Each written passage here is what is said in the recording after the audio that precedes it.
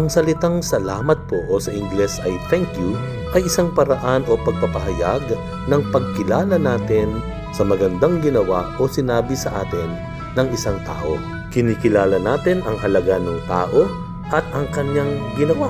Ang salamat ay nagmula sa isang Arabic na salita na nagsasabi ng kapayapaan, pag-ingat, o kaya sumaiyo ang Diyos. Sa makatuwid, ang unang ibig sabihin nito ay isang pagdarasal o pagpapala hanggang sa dumating sa pangkasalukuyan nating kahulugan ng salitang salamat.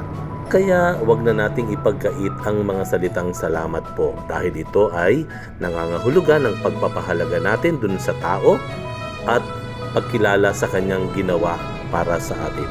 Ito rin pala ay isang panalangin ng pagpapala sa taong sinasabihan natin ito. Kaya maraming salamat po sa panonood.